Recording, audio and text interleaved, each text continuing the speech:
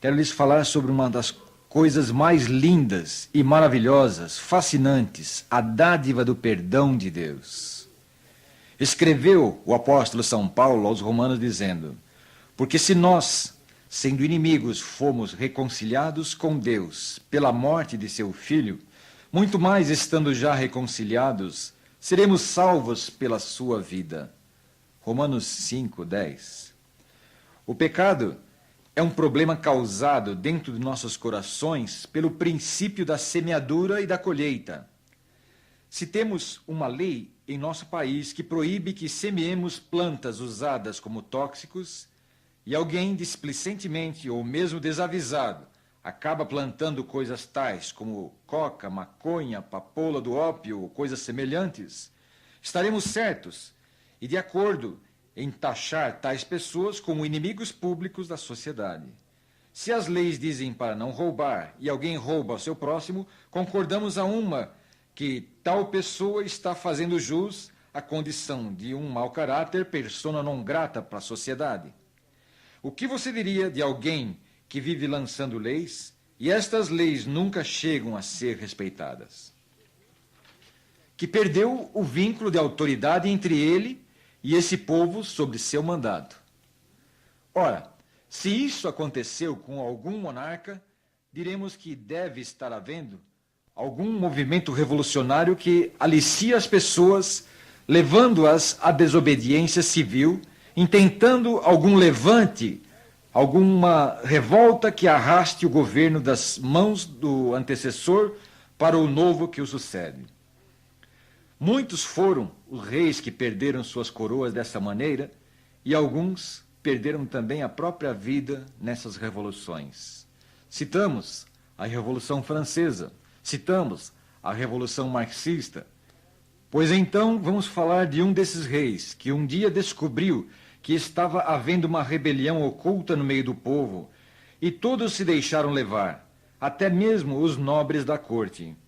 A descoberta foi tão surpreendente que ficou revelado que não havia nenhum súdito do seu reino que não tivesse sido envolvido na trama. Aquele rei logo se viu numa situação indesejável de inimizade entre ele e os componentes do seu reino. O que fazer?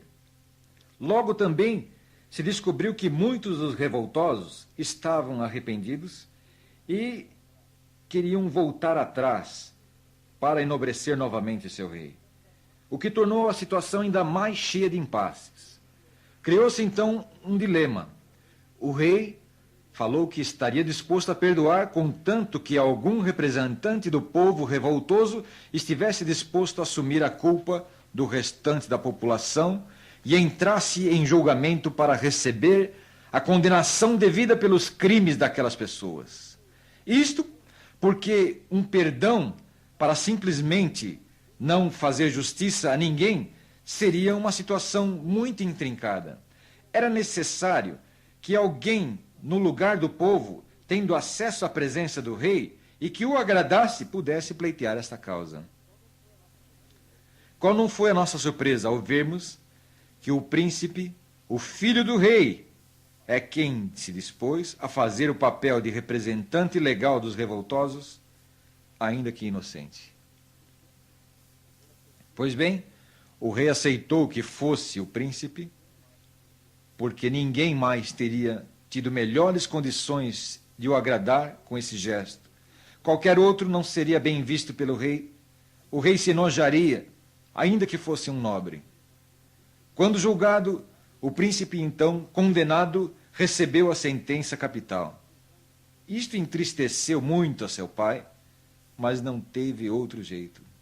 Apesar de tudo isso, o filho do rei se dispôs a entregar-se para o carrasco que o executaria na sentença. E ele não fez oposição. O príncipe enfrentou o suplício de bom grado, como se fosse ele mesmo o autor da rebelião contra o rei seu pai, morrendo para que outros não tivessem que morrer, e assim foi salvo todo o reino. Meu prezado ouvinte, você já percebeu o que Deus fez conosco foi extremamente semelhante? O salário do pecado é a morte. Pelo pecado, nós temos nos rebelado contra Deus e contra a ordem do seu reinado. Todos nós nos desviamos para nos corrompermos, ultrajando, traindo aquilo que Deus confiou, que nós deveríamos fazer, mas desobedecemos. A nossa condenação perante os céus é justa, mas não agrada ao Senhor que venhamos a perecer eternamente pagando pelas nossas ofensas. É muito difícil para um pai ter que permitir que seu filho único morra no lugar de pecadores. Se alguém de nós estivesse no lugar de Deus Pai, certamente que jamais deixaria seu próprio filho padecer por causa de pessoas que não mereceram tal sacrifício. Tal abnegação, tal espírito de renúncia, você, sendo pai, consentiria que seu filho inocente pagasse com a vida pelo pecado de outros? Eu não creio.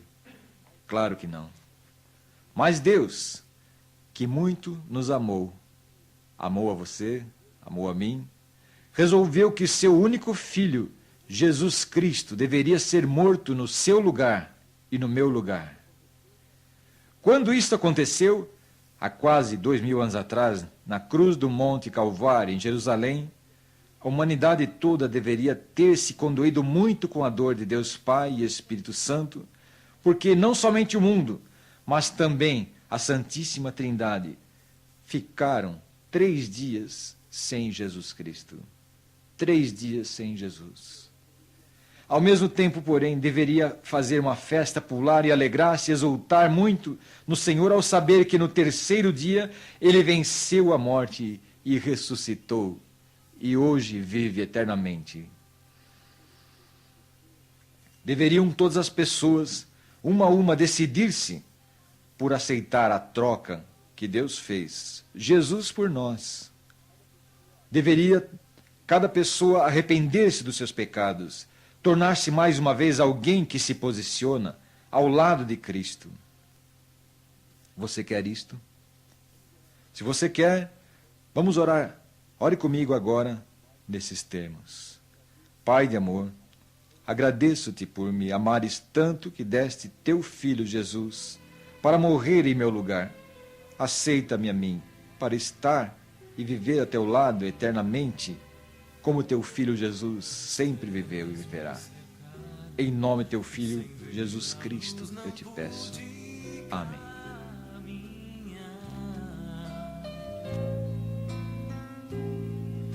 E em meu desespero, a dura solidão me fez chorar. Mas eu sei que existe um Deus, e ao prostrar-me eu nem podia imaginar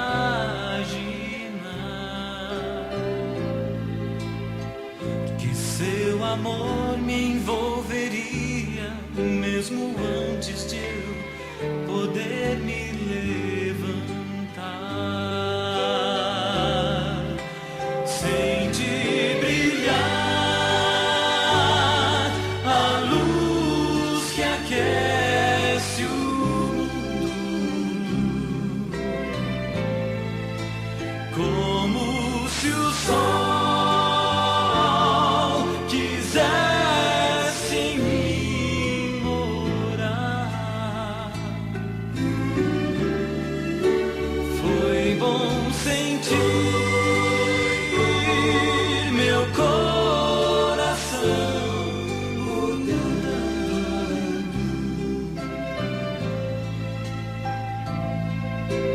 Hoje eu sou